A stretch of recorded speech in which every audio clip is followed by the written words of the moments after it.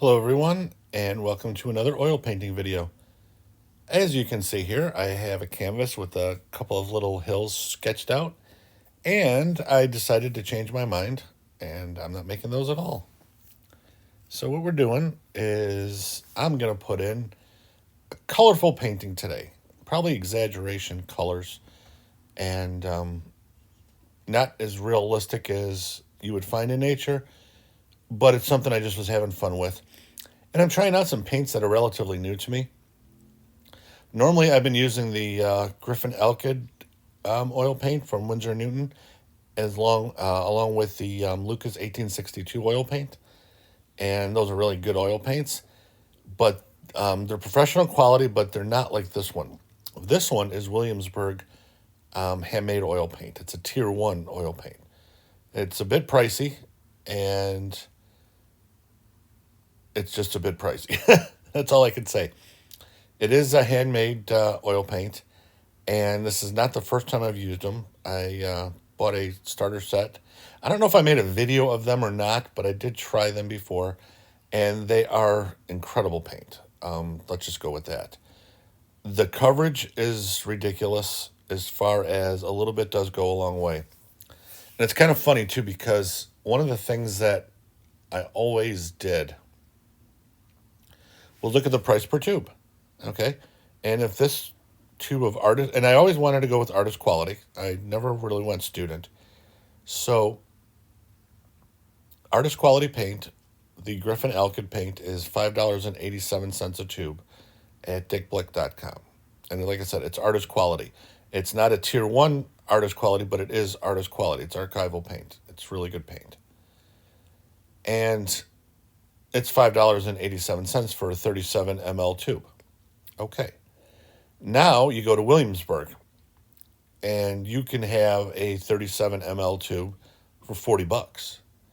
Okay. Now, I didn't buy all the real busy cadmiums and stuff like that because I don't use cadmiums and the heavy metals. So I don't use cadmiums. I don't use cobalt, stuff like that.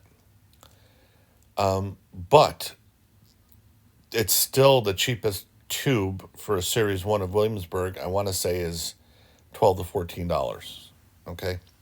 However, let's just say it's $14. It's just a hair more than twice of what the Griffin Elkids are. And they're both artist quality. And this is the part that I never kind of rationalized in my head before until recently. And what it is, the paint goes that much further as far as the coverage, okay?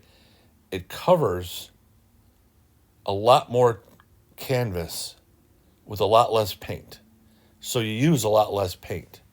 So you're paying twice as much for a tube of paint, but it's lasting you 3 times as long, at least. So in essence, if you're talking about actual value, something like the Williamsburg is actually a better value because of how loaded they are, I guess you can say, or how densely loaded or pigmented the colors are. So that's kind of the thing. Now, I'm like anybody else. I've been painting a long time, and I look at a tube of paint that's $20, and I look at it and I go, are you out of your mind? So, and I still have that, sticker shock every once in a while when I look at one. But when I never used a Tier 1 paint until these Williamsburg, and I didn't realize that everything I did read about how the paints go further was absolutely true. The colors are more vibrant. They go a lot further. They cover a lot better. It is a better paint. Now, if you want to stick with something like the Winsor & Newton Griffin Elkids, one of the things they do that most paints don't is they dry quickly because they're an Elkid blended paint, okay? They're highly pigmented, but nowhere near like the Williamsburg. And like I said, they are artist quality and very inexpensive. But the drying time is great because unless it's really, really, really thick impasto, 24 hours, it's dry. And even the real thick stuff in 48 hours, it's touch dry.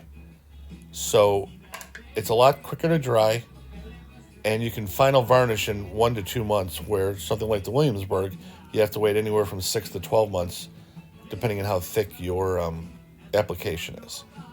So there's a lot of drawbacks That's why I'm using both at the moment because, I'm not sure which direction I want to go.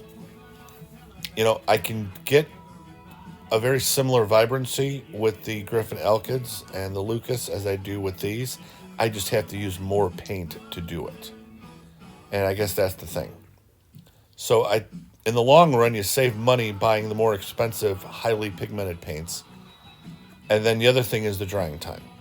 How long do you want to wait to dry? I'm not a very patient man, so I will not wait 2 weeks for something to be touch dry. I will go 5 or 6 days. And that's one of the things I'm experimenting with the Williamsburg, and I'm also using a walnut Elkid medium to thin the paints and see how that goes. The first Williamsburg one I did was about 4 or 5 days where it was touch dry, so I was fine with that. 4 or 5 days I can be patient with and take care of it, no problem. It's the paints that take, there was I don't remember the exact color, but it was a Rembrandt red paint. It wasn't a cadmium, because like I said, I don't use cadmiums. But it was a nice bright red, and that one I made just a swatch on a canvas panel with a couple of other ones of similar colors of different brands to see the drying time.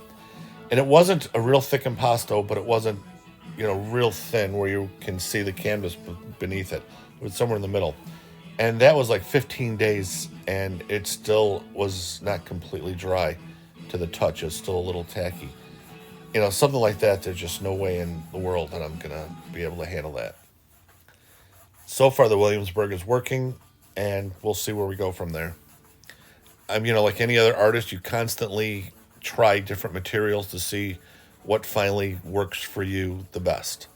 Everybody's technique requires a different type of paint, and you find what works best for the way you paint as you do it.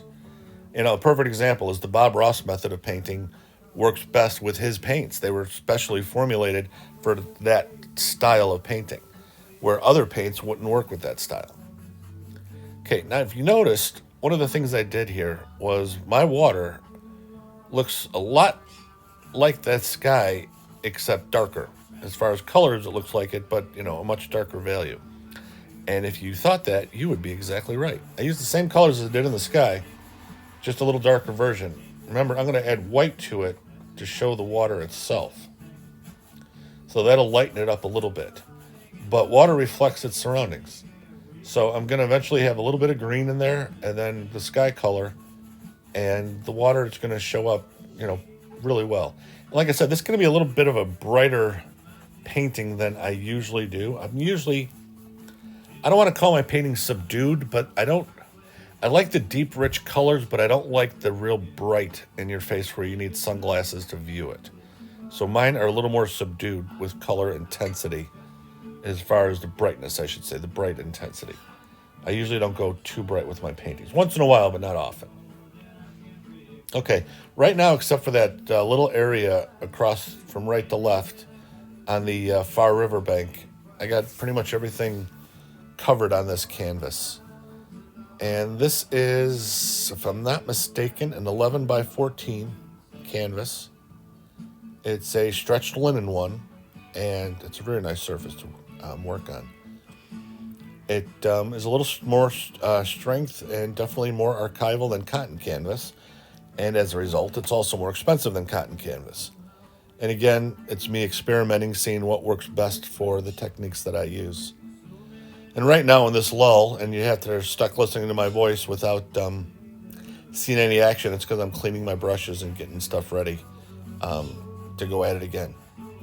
Okay, now you see me painting gray. No, that's titanium white. That's making it gray, mixing with what I have down there. Because I've got, like I said, a lot of earth colors and stuff in that water. And then what I'm going to do is there we go. I'm adding a little bit more blue into it because I didn't have enough in. Now, once you put in a dark color, okay, once you add white to it, you can see exactly what that color is a lot easier. Sometimes you can do it on your palette. Sometimes you can do it on your canvas itself. It doesn't matter because you can adjust it either way. I just noticed it on the canvas. I knew it was dark on the palette, and I figured, I'll just put it on the canvas and see what it is. So now I've got the blue, and now I've got the right look that I wanted. And it still has the underpainting of that real dark color with a lot of the alizarin crimson in it. So it worked out very well. I apologize for having this video a little later than Sunday. I had a very busy weekend, my wife and I, with a lot of stuff going on, so I didn't really have a chance to. So I'm a day late on this one, so I do apologize for that. Okay, this is a technique that he doesn't use for water. He uses it for his sky, but I started using it for both. Remember how I tapped in the clouds with the big 2-inch brush on my sky? And then I went over it with a clean bristle brush, very lightly, just to move the paint and to soften up all the little harsh edges from tapping.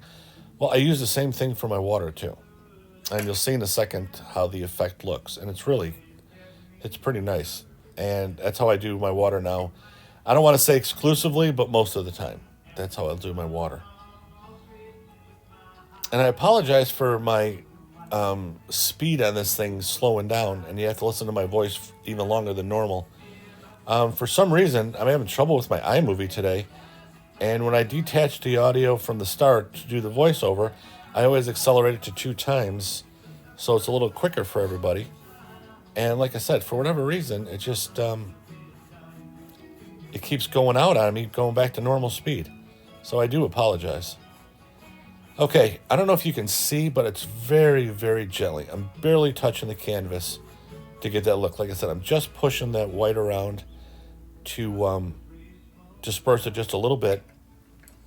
And now I'm going to tap in white caps, but they're going to be in little patterns, okay? I'm using a little fan brush, as you can see, and I'm just doing it in areas where, and these I'm not going to smooth out. These I'm going to leave as is, but I'm doing them in just different areas where the dark is underneath, and then I'm doing it on the top just to give it a nice little form to it. Yep, one last thing over there, and then the water's going to be complete.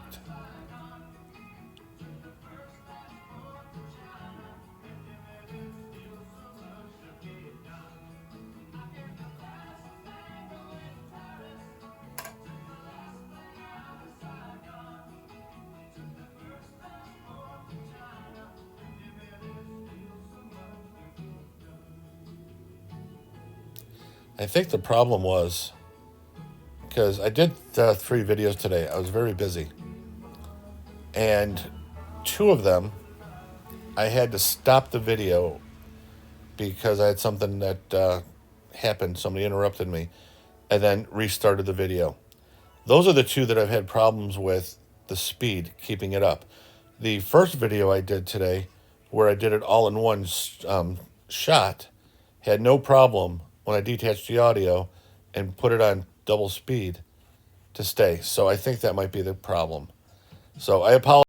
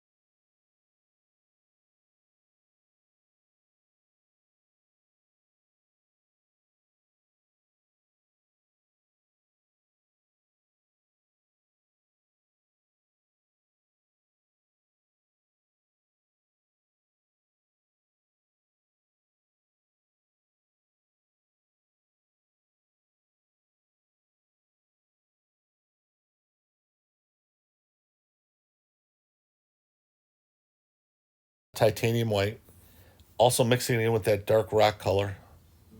And then I'm going to put a little bit of French ultramarine and alizarin crimson for the shadows. And then once I get the shadows, I'll redefine the highlights again. And then those rocks will be in good shape. And one of the things that you need to do and be aware of is kind of fiddling around with elements and parts of your painting. You want to get it exactly the way you want to get it. You want to get it the way you envision it in your head. However, you don't want to go crazy and take 4 hours to mold, or model, I should say, a couple of sets of rocks. So you want to be decisive with what you're doing. And then if you have to go back and do something over, that's fine. But you don't want to just keep doing the same thing over and over and over and over again because you're not satisfied. Give it a couple of strokes for each one. Look at the way I'm doing my rocks. I'm doing a couple of strokes, leaving it alone. Except for that one, it went crazy. But you want to just make sure that you do everything in a way that makes it to where it doesn't look like it's overworked. And in painting, it's really easy. And that's any medium. Watercolor, acrylic, oil, gouache, doesn't matter. It's real easy to have a painting look overworked. And part of overwork is too much detail, and part of it is just you work something to the point where there's no spontaneity left in it. And it just looks like, it's robotic, let's say. And if you notice, if you look, all of my rocks look different. Forget the size and the shape. Just the way the highlights are. Some are darker, some are lighter, some have streaks in them, some don't. In nature, everything is variation. So don't be afraid to have your stuff have a variation to it. As a matter of fact, the more variation is best when it comes to nature. Now, this water is going to look even better once I put that land in just above the far bank. I'm going to use the same dark color I used for the rocks when I get to it. And then what I'm going to do is have a mixture of alizarin crimson and the yellow, and have a little bit of orange streaks like from a pasture coming on a slight angle through it. And I think that's going to look really nice. Now, one of the things I'm doing now is putting a very dark blue in. And I'm just lifting straight up. Sorry, my hand's in the way. But I'm just tapping with a fan brush, tapping down and then pulling up to get those tall grasses. And that's going to be for the riverbank and for the rocks. And then I'm going to put flowers all over the place, wildflowers. It's going to really be pretty. I really did like the final result of that. I thought it came out pretty nice. And like I said, it's a little brighter in tone than I normally do a painting, but it was a lot of fun. And right now I'm doing the darker flowers, and I looked at that and I said, no. If everything else is lighter, then we got to go a little bit lighter. So I'm going to get these lighter as I go, and then they'll come out real nice, especially when I start hitting the yellows. I get the yellow, and I also mix the yellow with a little bit of white to brighten it up even more. And then it really popped up really nice. And the yellow actually was a similar intensity to some of the yellow in the midground. So it kind of went together pretty well. This was a fun painting. Like I said, I don't usually do one this bright like I have in some areas. But this one was a lot of fun. I really enjoy. I love landscape painting regardless. It's coming up to plein air season for my neck of the woods. Right now it's kind of the ugly stage before the dawn. There's no snow. It's just brown grass and brown trees. There's not even snow to pretty it up. But it's, what the heck is, today's the 21st of March. So the tulips will be coming up probably within another 2 weeks. And then mid-April, we're going to start seeing green grass and some early stages of green. So right by mid to end of April, I'll be starting my plein air journeys again, and those are a lot of fun. Those are a lot of fun. Never realized how beautiful the forest preserves were in Illinois until I started plein air painting and going through there. It was just, I love them. There's so much beauty in there. And it's funny because, like, the forest preserves I go to close to where my parents live, they're only like 30 miles from the city limits. No, not even 30. They're like 20 miles from the city limits of Chicago. Right? I got to think about this for a second. Because they're Cook County forest preserves, and obviously Chicago's Cook County. I'll bet you they're 10 miles from the city limits of Chicago. Because I think the first one where they are, you got some nice ones off on 95th Street. And then if you go east towards Chicago, I want to say the city limits start right after Evergreen Park. And Evergreen Park over there, I want to say is Western Avenue. So yeah, I'm guessing 10, 12 miles at the most from the city limits of Chicago. And you've got, Maple Lake and Joe's Pond and Saganasty Slough and all these beautiful little areas. And I tell you what, they are a plein air painting person's paradise. Wow, say that fast 5 times. So, anyways, if you notice, I got a ton of color and flowers and brightness in this painting. I hope it doesn't blind your eyes and you need sunglasses to view it. But this one was a lot of fun to paint. And like I said, there are times when I really do enjoy going really bright like this. But most of the time, I wanted to cut it a little bit and not be quite as intense. But this one turned out really good and I enjoyed it. I hope you did too. And if you did enjoy it, please consider hitting that subscribe button. And then once you hit that subscribe, hit that bell icon so you know when I upload videos. Normally, I try to do them on every Sunday evening. So I hope everybody has a great work week, and I will see you later.